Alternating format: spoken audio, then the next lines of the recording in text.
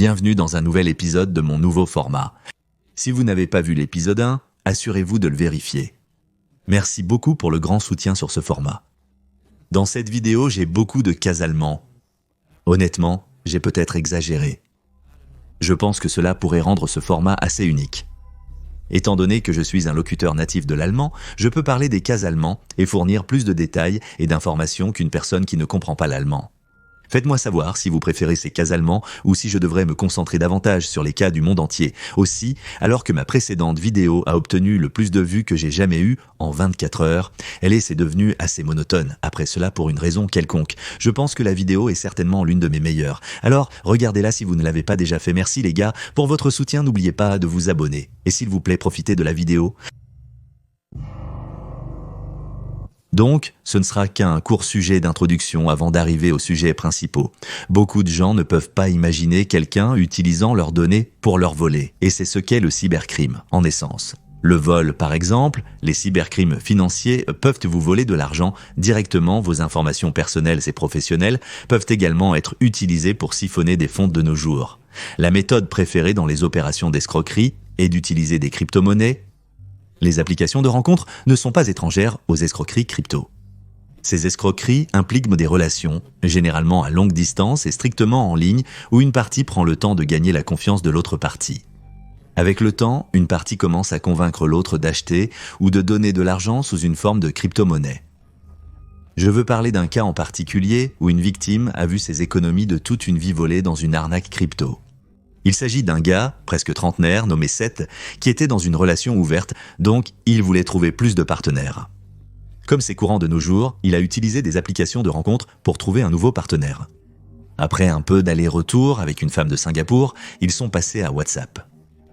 Sur WhatsApp, ils ont échangé des photos, des vidéos, des messages vocaux et ont même eu un appel vidéo intime qui n'incluait pas leur visage. Soi-disant tous deux amoureux, Seth lui a demandé quels étaient ses passe-temps, et c'est à ce moment que tout a mal tourné. Elle a commencé à parler d'investissement dans la crypto-monnaie. Seth, visiblement amoureux, a décidé de se laisser séduire par elle pour investir $5 000 dans un site web appelé bsvglobal.cc, qui, s'il avait eu les bons outils pour le repérer, aurait su que c'est clairement un site d'arnaque. Pour conclure ce sujet, Seth a finalement réalisé que le site web est une arnaque et qu'il ne pouvait plus retirer son argent. La femme de Singapour insistait pour qu'il investisse, mais il a refusé. À ce moment, la femme lui a dit qu'elle savait où lui et son conjoint vivaient et qu'elle allait envoyer des voyous dans leur maison pour les battre. Après avoir contacté la police, il n'a plus eu de ses nouvelles, mais a perdu beaucoup d'argent. Le suspect d'une attaque au couteau à Tokyo est entre les mains des procureurs japonais. Des centaines de journalistes attendaient à l'extérieur d'un poste de police mardi alors qu'ils partaient pour une cellule de détention au bureau du procureur. Tomori Kato, un hikikomori qui est devenu un terrible auteur en 2008. À Akihabara, Shihoyada, Tokyo, il foncerait dans une foule avec un camion loué, prenant la vie de 3 personnes et en blessant 2. Mais cela ne suffisait pas. Il est sorti de sa voiture, blessant au moins 12 personnes de plus avec une dague, causant des blessures mortelles blessées à 4 personnes. Bien que ce cas se soit produit il y a quelques années, juste cette année, le 26 juillet, sa vie a été prise en raison de la peine capitale précédemment reçue. Il a même annoncé son attaque des jours, voire des minutes avant l'attaque, sur des sites internet comme Extreme Exchange Revised. Durant son enfance, Tomohiro subissait une forte pression de ses parents pour exceller académiquement. C'est très typique dans les foyers asiatiques, mais le Japon est très extrême avec sa culture de travail malsaine. Dans l'adolescence de Tomohiro, la pression de ses parents a commencé à se montrer. Les disputes fréquentes ont poussé Tomohiro à éviter de rentrer chez lui le soir.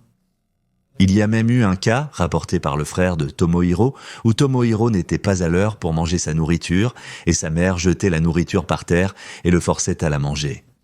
Un voisin se rappelle d'un autre incident où il a dû rester dehors pendant des heures dans une neige épaisse et glaciale en hiver. D'autres punitions étaient physiques, par exemple en plongeant sa tête dans la baignoire, ce qui l'a traumatisé. Il a souvent critiqué son éducation en ligne. Il était criblé de dettes et pensait que sa famille l'avait abandonné. En 2006, il était très proche d'abandonner, mais a échoué dans sa tentative, si vous voyez ce que je veux dire. Bien qu'il se soit quelque peu remis de cet incident et ait trouvé un travail dans lequel il était bon, le passé traumatisant ne l'a jamais quitté. 3 jours avant l'attaque, Tomohiro a accusé ses collègues de voler ses vêtements de travail et a immédiatement quitté les lieux. Il craignait apparemment de perdre son travail. C'était à peu près la seule chose dans sa vie qui se passait bien pour lui et cela aurait pu le pousser à faire l'impensable. 25 minutes avant l'attaque, Tomohiro a posté des messages depuis son téléphone sur un site web appelé Extreme Exchange Revised, où il a révélé ses intentions. Il a dit ce qu'il ferait à Akihabara. Soi-disant, il a également fait les messages suivants. Citation, « Si seulement j'avais une petite amie, je n'aurais pas quitté mon travail et je ne serais jamais devenu accro à mon téléphone portable. Ceux qui ont de l'espoir ne peuvent comprendre ce que je ressens. Ainsi que, je n'ai pas un seul ami et je n'en aurai pas à l'avenir. Je serai ignoré parce que je suis laid. Je me sens pire que des déchets, car eux au moins sont recyclés. » Des messages ultérieurs ont révélé son plan d'utiliser un véhicule jusqu'à ce qu'il devienne inopérable, puis d'utiliser un couteau pour continuer l'attaque à pied. Fait intéressant, des gens ont répondu à ces textes, disant qu'il est un hikikomori typique, qui est devenu très violent. J'ai probablement défini le terme hikikomori dans ma vidéo fourchant d'il y a quelque temps. Si vous ne l'avez pas vu, un hikikomori désigne une personne qui s'est complètement retirée de la société, recherchant un isolement social et un confinement extrême. On estime que plus d'un demi-million de jeunes japonais, ainsi qu'un demi-million d'individus d'âge moyen, peuvent être classés comme hikakomoris. Néanmoins, cela ne peut en aucun cas excuser un crime aussi atroce. C'est absolument égoïste. Comment les gens qui s'occupent de leurs propres affaires peuvent-ils être responsables de votre situation ? Quoi qu'il en soit, il a été arrêté par les autorités seulement 2 minutes après l'attaque. Selon les rapports, Tomohiro a admis qu'il se détestait lui-même, mais étonnamment, il n'a pas blâmé sa mère pour ses actions. Il manquait également de relations, ce qui était une autre raison de poursuivre son intention. En réaction immédiate, le pays a subi des conséquences économiques. Konami, une entreprise multimilliardaire, a annulé 3 lancements de Metal Gear Solid 4 pour assurer la sécurité des participants. La famille de Tomohiro était en ruine. Ils se sont excusés pour l'attaque de leur fils lors d'interviews. Le frère était déjà marqué par son éducation, mais ne pouvait pas vivre avec la honte d'avoir un frère qui avait commis tous ces crimes terribles et a décidé de ne pas continuer sa vie. Je pense que c'est un cas assez méconnu d'Allemagne, parce que cela s'est passé il y a si longtemps et je n'ai pas vraiment vu de reportage sur YouTube. Rudolf Pleil était un criminel allemand qui a ôté la vie à 10 personnes, mais qui prétendrait en avoir ôté 25. Retour en 1946 à 1947, l'Allemagne était divisée en République démocratique allemande et République fédérale d'Allemagne. Le long de la frontière de la République démocratique allemande, il y avait une zone de 40 km où la plupart de ces crimes ont eu lieu. Pendant et avant cette période, la vie était très difficile. Rudolf a été arrêté plusieurs fois dans son enfance en tentant d'aider son père à faire de la contrebande à la frontière. Il ne pouvait pas aller à l'école parce qu'il devait gagner de l'argent pour sa sœur et sa famille. Pendant cette période, sa sœur a été stérilisée de force et la même chose aurait dû lui arriver, mais comme nous savons tous ce qui s'est passé à cette époque, le cabinet du médecin a été complètement détruit. Il travaillait comme cuisinier dans un camp de travail pour l'armée. Il égorgeait des chats et les mangeait. Il était également actif dans l'armée et en tant qu'assistant de police et aimait prendre la vie des autres. Il était aussi plutôt stratège. À l'époque, passer la frontière de l'Allemagne de l'Ouest à l'Allemagne de l'Est était totalement illégal. Il promettait aux femmes de trouver une solution pour que les choses fonctionnent et elles lui donnaient de l'argent. Au lieu de cela, il les agressait et les maltraitait avec ses 2 amis Karl Hoffmann et Konrad Schüssler. Il a fait cela à au moins 12 femmes. En Basse-Saxe, l'un des autres gardiens de sécurité a trouvé les restes de 2 femmes, mais la police travaillait de manière très inefficace. Ils ont ignoré cela permettant à Rudolf et ses amis de poursuivre leurs désirs malsains. Ce n'est qu'après que Rudolf est allé travailler dans une prison et a essayé de se vanter d'avoir ôté la vie à ces femmes et de s'en être sorti qu'il a été arrêté. Il était extrêmement brutal avec ses victimes. Évidemment, je ne peux pas vraiment décrire ni entrer dans les détails de ce qu'il leur a fait, mais mon Dieu, il était gravement dérangé. Il n'a même pas été arrêté spécifiquement pour ses crimes. Il a été arrêté après avoir eu une dispute avec un vendeur en étant ivre. Il a eu 12 ans pour cela et a fini en prison, où il révélerait tous ses autres crimes.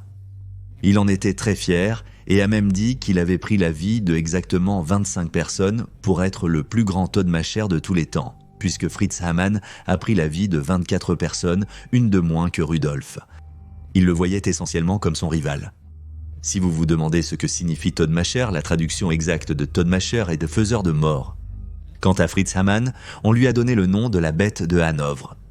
J'ai pensé à l'inclure dans cette vidéo, mais je le garderai pour le prochain épisode, car la couverture sur lui est bien plus élaborée que pour Rudolf Bleu. Le cas de Rudolf attirait beaucoup d'attention même de la part des journaux de catégorie A. Rudolf adorait l'attention et il utilisait chaque moment possible pour se solidifier davantage dans la presse. Au tribunal, il souriait et disait fièrement qu'il avait accepté tous ces mensonges.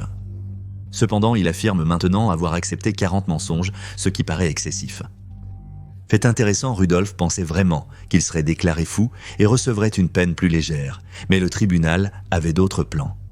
Lui et ses amis ont écopé de la perpétuité. Selon les personnes qui le connaissaient, une femme dit qu'il était un sadique avéré et avait un processus très direct pour sélectionner ses victimes. Il choisissait une femme, lui volait ses biens, puis lui ôtait la vie. En prison, il écrivait quelques pages dans ce qui ressemblait à un journal intime. Là, il disait qu'il voulait que les gens parlent de lui-même 100 ans après ses crimes. Après 8 ans de prison, il est décédé dans sa cellule. Je n'avais jamais entendu parler de ce gars auparavant et il semble y avoir un grand manque de couverture sur ce sujet, donc j'ai pensé que c'était un cas intéressant à partager.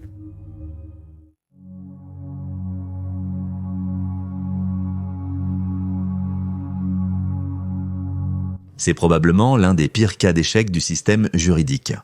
Issei Sagawa n'a jamais subi de punition pour ses actes et a été autorisé à marcher librement. Il a même gagné en popularité internationale en écrivant des livres, des critiques et en apparaissant dans de nombreux films. C'est un cas très extraordinaire, alors parlons d'abord de sa vie pour comprendre pleinement comment cela a même été possible en premier lieu. Issei Sagawa est né en 1949 à Kobe, préfecture de Hyogo. Bien que le Japon n'était pas dans un bon état à l'époque, sa famille était en fait assez riche. Son père, Akira Sagawa, a été président de Kurita Water Industries. L'entreprise compte aujourd'hui plus de 5000 employés et un chiffre d'affaires estimé à 2,3 milliards de dollars rien qu'en 2022.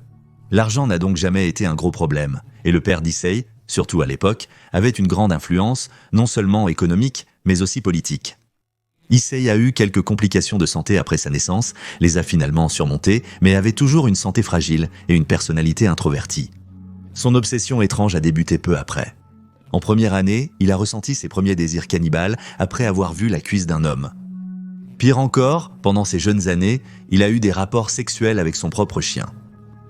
Pendant cette période, il ne s'intéressait pas seulement à manger des hommes, mais préférait les femmes.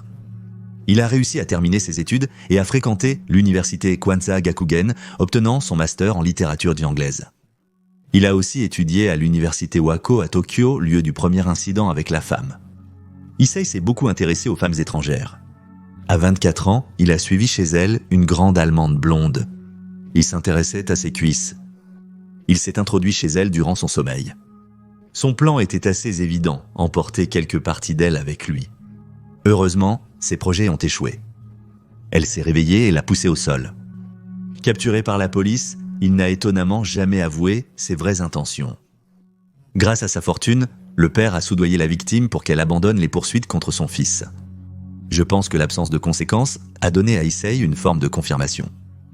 Il savait que si quelque chose allait mal, il pouvait compter sur son père pour régler ça. En 1977, à l'âge de 27 ans, Issei a déménagé à Paris pour poursuivre un doctorat en littérature à l'université de la Sorbonne. Selon les rapports, Issei a admis qu'il ramènerait une femme à la maison chaque nuit pour lui ôter la vie. Mais je cite, « Pour une raison quelconque, mes doigts se sont figés et je n'ai pas pu appuyer sur la gâchette. » 1981, Issei avait maintenant 32 ans et avait trouvé sa principale cible, René Hardewelt. Il a fait sa connaissance à l'université et l'a invité à dîner dans son appartement sous prétexte de traduire de la poésie pour un devoir scolaire. Il ne l'a pas choisi au hasard. Il l'a choisi pour sa beauté et sa santé, deux choses qu'il estimait lui manquer. Se considérant faible, laid et petit, il pensait pouvoir absorber son énergie pour devenir sain et beau. Quoi qu'il en soit, après l'avoir attirée avec succès dans son appartement, elle a commencé à lire de la poésie à son bureau, le dos tourné à Sagawa. Il a pris son fusil et a appuyé sur la gâchette. Étonnamment, Issei s'est même évanoui après le choc de l'avoir fait, mais a rapidement continué avec son plan. Il a utilisé son corps pour des raisons très primitives. Il n'a pas pu mordre à travers sa peau, alors il a acheté un couteau et est revenu pour consommer diverses parties de son corps, soit cru, soit cuit, et a stocké les restes dans un réfrigérateur. Alors que son plan fonctionnait, il était maintenant temps de se débarrasser des preuves. C'était le début de l'effondrement de son plan. Il a acheté 2 grandes valises pour se débarrasser des restes dans un lac à proximité. Alors qu'il se rendait au lac, beaucoup de gens l'ont vu. Il a laissé les valises sans surveillance, permettant à un étranger de les ouvrir et de trouver des parties du corps de René Hardewelt. Il a affirmé ignorer le propriétaire des valises et est parti. 4 jours plus tard, la police française a perquisitionné son domicile. Issei était même soulagé d'avoir été attrapé, car il pouvait enfin parler à quelqu'un de ses sombres désirs. Il leur a expliqué précisément ses actes et ses motivations. Par conséquent, Issei a été jugé pendant 2 ans, mais son père est venu à son secours encore une fois. Il a engagé l'un des meilleurs avocats possibles pour Issei. Après quelques allers-retours, le juge français a conclu qu'Issei était inapte à comparaître en raison de son insanité légale. Au lieu d'une peine de prison, le juge l'a envoyé dans un établissement pour une durée indéterminée. De plus, le cas d'Issei a provoqué une grande indignation publique. Les gens ne comprenaient pas vraiment pourquoi il devait payer des impôts pour ses frais institutionnels et ont exigé qu'il soit expulsé, et le gouvernement a obtempéré. Au Japon, il a pu marcher librement. De manière frappante, il est même allé à l'hôpital de son propre gré et s'est même fait sortir sans recevoir un traitement suffisant. Depuis, Issei est un homme libre. Il a écrit de nombreux livres, joué dans de nombreux films, même des films pour adultes, et a monétisé son crime, tout en se moquant de l'incompétence des forces de l'ordre. Issei ressent toujours le besoin de manger des femmes. Il a affirmé qu'il n'agirait plus selon son désir. Pourtant, il a des images de sa victime et des scènes de crimes sur ses murs, ce qui est l'une des choses les plus dégoûtantes qu'un humain puisse faire. Le manque de remords et de respect est au-delà de l'insensé. Vous avez sûrement déjà vu cette vidéo. Ce sont les derniers moments de Lars Mittank depuis 8 ans déjà. C'est considéré comme l'une des disparitions les plus mystérieuses en Allemagne. C'est aussi un cas où tout ce qui pouvait mal tourner a mal tourné pour Lars. C'est un cas incroyablement frustrant si nous regardons les choses qui se sont passées quelques jours avant l'incident de l'aéroport. Je vais essayer de fournir une vue très élaborée sur ce cas, car les articles allemands contiennent de loin le plus d'informations. Je précise que ces informations ont été minutieusement recherchées, mais des erreurs sont possibles. La seule raison pour laquelle je mentionne cela est parce que le groupe Facebook s'attaque activement aux vidéos diffusant des informations qu'il juge inexactes. Il est très difficile et très long de réaliser une vidéo comme celle-ci. Puisque je n'ai pas d'équipe pour m'aider, il est donc tout à fait normal que des erreurs puissent se produire ici et là. Mais il n'y a aucune mauvaise intention. Pour les corrections, contactez-moi sur Instagram en privé, je les ajouterai en commentaire épinglé. Le but n'est pas de propager de fausses informations, le but est de sensibiliser à ce cas pour augmenter les chances de le retrouver. Quoi qu'il en soit, commençons. Lars est généralement décrit par ses pairs et sa famille comme une bonne personne. Il parcourait plus de 200 km depuis son travail pour rentrer chez lui afin de subvenir aux besoins de son père, incapable de faire ses courses lui-même suite à un accident vasculaire cérébral. Presque tous les jours après le travail, il faisait cela pour aider ses parents. En dehors du travail, il s'intéressait beaucoup au sport, surtout au football. Rien ne semblait trop hors de l'ordinaire en termes de style de vie ou de travail. Tout était très normal jusqu'à ce que l'événement se produise. 30 juin 2014, Lars Mittank et 5 de ses amis et connaissances ont volé à Varna, une ville portuaire en Bulgarie pour des vacances. Cet endroit pourrait vous être familier, car cette zone est très populaire pour ses bars de plage et ses fêtes. Le 3 juillet, Lars irait dans un bar proche pour regarder un match de foot et y resterait jusqu'à environ 4 heures du matin. Après le bar, il retournerait à son hôtel où ses amis iraient chercher à manger. Fait intéressant, l'hôtel n'était qu'à quelques centaines de mètres et il se faisait quand même agresser. Il subirait une blessure à l'oreille. Il a supposé qu'ils l'ont attaqué en raison d'un conflit entre lui et d'autres fans de football au bar. L'autre groupe l'a menacé en disant qu'il est si facile d'embaucher quelques Bulgares pour l'agresser. Malgré la douleur, Lars a refusé de consulter un médecin après son réveil. De plus, comme c'était le week-end, il croyait les cliniques se fermer. Le 7 juillet, il a finalement décidé de voir un médecin et on lui a diagnostiqué un tympan perforé. Cela signifiait également qu'il ne pouvait pas rentrer chez lui en avion. Il a parlé à ses amis et a insisté pour qu'ils prennent l'avion sans lui. Ils ont accepté et l'ont quitté. Il est allé à l'hôpital, mais le médecin ne l'a pas pris au sérieux et s'est même moqué de lui. Après avoir quitté l'hôpital et pris le médicament, il y a eu un gros problème. Le problème était qu'il s'est retrouvé sans hôtel et qu'il n'y avait plus d'hôtel prestigieux dans la région. Par conséquent, le chauffeur de taxi l'a emmené dans un hôtel bon marché, l'hôtel Colorvana. Maintenant, ça commence à devenir vraiment mystérieux. Beaucoup de choses ont mal tourné pour Lars. Il n'était pas dans un endroit où il se sentait en sécurité et respecté.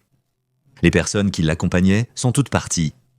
De plus, même avant d'entrer dans l'hôtel lui-même, les personnes topofroides dans les petites boutiques et devant l'hôtel avaient l'air plus que louches.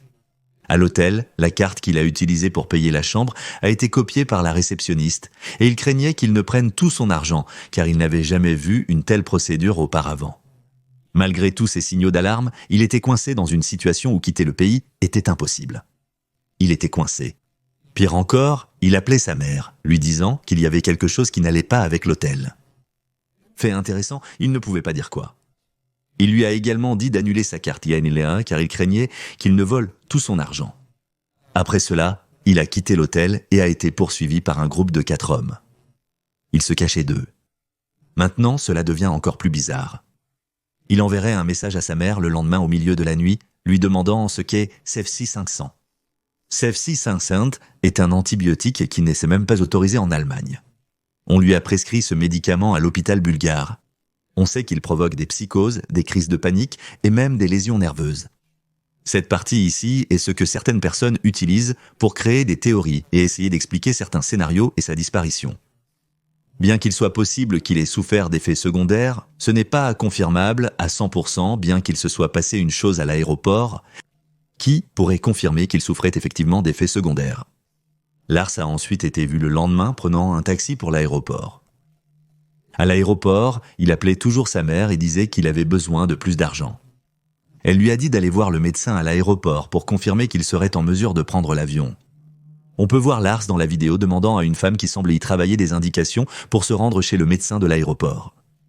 Il continue ensuite à marcher. Le médecin l'a examiné, lui a donné des gouttes pour les oreilles et lui a proposé des pilules pour son oreille, mais Lars a refusé. On pourrait soutenir que le refus était dû aux médicaments qu'il avait reçus plus tôt qui avaient provoqué des effets secondaires graves. Soyons clairs, cette affaire est bien plus importante qu'on ne le croit. Le médecin a pu voir des choses qui n'ont pas été captées par les caméras à l'aéroport. Le problème est que le médecin a changé sa déclaration 3 fois, ce qui le rend un témoin quelque peu fiable. Cependant, sa déclaration principale est restée. Le médecin a clairement indiqué que Lars avait de l'anxiété et semblait très stressé lorsqu'un homme en uniforme est entré dans la pièce. Il aurait dit quelque chose avant de partir. Lars était alors si effrayé qu'il s'est enfui, laissant derrière lui tout ce qu'il avait sur lui, y compris son téléphone. Le problème est qu'il est impossible de confirmer ce que dit le médecin. De plus, lors de l'enquête, il a été établi qu'il n'y avait probablement aucun employé de la compagnie aérienne ni de l'aéroport dans la pièce, ce qui contredit 2 des déclarations précédentes du médecin. Maintenant, le problème avec les clips que vous voyez actuellement est que ce n'est pas la version originale des images. La mère du disparu s'est rendue à l'aéroport peu après sa disparition et a constaté que les images originales différaient de la version remise à la police. Non seulement elle a été coupée, mais elle a été remise à la police après plus d'une demi-année de demande. De plus, il y a un énorme manque d'intérêt et de professionnalisme de la part du personnel de l'aéroport et de la police bulgare pour aider dans ce cas. Si la vidéo a été coupée est quelque peu confirmable car il y a un énorme manque de séquences. On ne voit que Lars entrer dans l'aéroport et s'enfuir. Mais nous savons qu'il était là pendant un moment, s'est acheté de la nourriture et s'est lavé le visage dans les toilettes. Lorsque la mère est arrivée à l'aéroport pour regarder les images, elle a vu bien plus que ce qui a été officiellement partagé par la police. Cela ressemble à une conspiration, mais ce sont les faits. Certains théorisent que Lars a peut-être imaginé être suivi par un groupe à cause du médicament. De plus, lorsqu'il est monté dans le taxi pour l'aéroport, le chauffeur a vu que ses pupilles étaient dilatées en le regardant dans les yeux. Cela pourrait signifier qu'il avait consommé des drogues combinées aux médicaments, provoquant potentiellement des hallucinations ou d'autres troubles cognitifs. Les gens spéculent davantage que lorsqu'il a fui l'aéroport, il était tellement paranoïaque qu'il a fini dans une forêt et n'avait pas les compétences de survie pour s'échapper. Ceci n'est qu'une spéculation. Si nous suivons tous les événements qui ont eu lieu, il est certainement plausible qu'il était suivi par une ou plusieurs personnes. Une autre théorie est qu'il a perdu la mémoire à cause du tympan rompu et qu'il est toujours en Bulgarie ou a réussi à retourner en Allemagne. On suppose que cela, combiné au fait qu'il a été maltraité à de nombreuses reprises, en a fait un paria social. Il refuse d'interagir avec les gens et ne leur fait pas confiance. C'est une théorie qui ne peut être confirmée, mais elle reste plausible. Il y a aussi un groupe Facebook qui est dédié à la recherche de Lars, mais presque chaque publication consiste simplement à démentir des théories ou des personnes prétendant l'avoir vu. Contacter la famille reste le meilleur moyen. Si vous avez quelque chose, n'hésitez pas à les contacter ou à m'envoyer un message sur Instagram car je parle aussi allemand. Un cas provenant d'Allemagne. Eh bien, plus précisément de Munich, en Bavière. Sonja Engelbrecht a disparu depuis 27 ans et il n'y a eu aucune trace pendant très longtemps. C'est certainement l'une des disparitions les plus mystérieuses d'Allemagne. Au moment de sa disparition, elle n'avait que 19 ans. Pendant très longtemps, il y a eu un énorme manque d'informations sur cette affaire, mais tout récemment, il y a eu une avancée majeure dans l'enquête. Pas à pas. Je vais d'abord présenter les informations précédentes sur cette affaire, puis je partagerai les dernières nouvelles. Par une froide nuit du 11e avril 1995, Sonja Engelbrecht a disparu. Le matin, elle était avec un ami. C'était la dernière personne qu'il a vue. Il prétend que Sonja lui a dit qu'elle avait l'impression d'être poursuivie par quelqu'un. Il a aussi mentionné que Sonja est allée à une cabine téléphonique proche pour appeler sa sœur aînée pour qu'elle vienne la chercher, mais celle-ci n'a jamais répondu. Il était pressé de prendre un train, alors il lui a rapidement dit au revoir et a couru pour prendre son train. La police a estimé que les déclarations de son ami étaient des vraies. Il ne le soupçonne pas non plus d'être un éventuel auteur. Le souci, c'est que c'est toute l'information que nous détenons du jour de sa disparition. Depuis, et même après de nombreuses tentatives de recherche, elle a disparu. La police a supposé dès le départ qu'elle n'était plus en vie, mais il n'avait aucune preuve.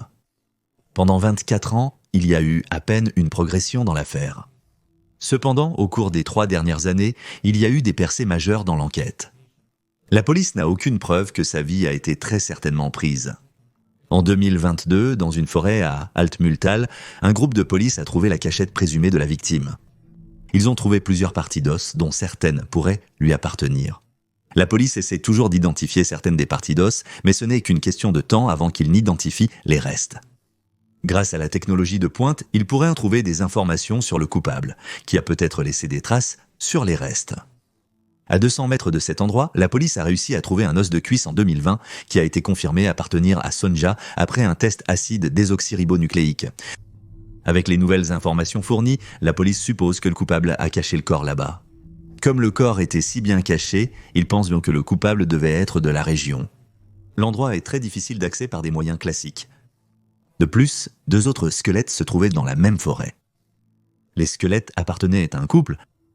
Ils ont disparu en 2002 et n'ont été retrouvés que 18 ans plus tard. Il y avait 4 suspects principaux, mais aucune inculpation n'a été prononcée. Fait intéressant, la police suppose maintenant que l'un de ces 4 a également ôté la vie de Sonja. Ce qui va à l'encontre de cela, c'est que la vie du couple a été prise 7 ans après la disparition de Sonja. La police tente aussi de reconstituer la journée de sa disparition pour retracer ses actions et potentiellement identifier le coupable. Je sais que cela semble très tard maintenant, mais la police n'avait pas la technologie qu'elle a aujourd'hui, et il n'avait aucune trace à l'époque. La famille de Sonja a déclaré à plusieurs reprises qu'il ne faisait pas confiance à un ami qui était avec elle le 11 avril. Néanmoins, après plus de 20 ans, une telle avancée significative dans une affaire irrésolue est stupéfiante. Je vous informerai si j'en apprends davantage. Yo, c'est tout pour la vidéo. Avant de terminer, je tiens à remercier rapidement les mécènes des niveaux Elite et Legend, qui comprennent Amy Stringfellow, Hélène Eberle, la mère d'Elena Hatchou, Andrew 906, Bodhi, Brian Cave, Brian Arkioff, Christopher, Dennis Greasefire, Diamond X Dust, Digital Capybara, Edgar, Jeb, Jennifer Gilmore, Kay Forrest Silva, Malia Schumberger, Malcolm Mart, MG, Momodo Niye, Natalie Weston, Nick Castle, Riley Beard, Tequila Mockingbird, Vladislav Koshevi, Wish Corps, Xforve, 44, Aaron Hubbard, We Jesus, Cherryman 666, Chris K, Christopher J, McCulloch, Courtney O'Colt, Krebs Ugan, Dark Sparrow, Dave Birkins, DJ Chester, Edison Ajazi, Electra Cat, Illy Bueno, Ian Wengmer, Faster River Pindicano, Astaldo Gusunana, James Baker, James Cannon, Just Jackie Kaneki, Tobias Laura Hansen, Lord of the Lizards Madeline Tanner, Morgan C. Nicole Eaton and a sequel, Rick Santino. Sierra Serene Dusk Sean Sparks, Shawnee Sumitra, Soccer Victoria Adkins Jack Adamick, Harley Q Luigi, Little Roos, Rebecca Bell, William Taylor et Sapphire. Je vous verrai très bientôt. Au revoir.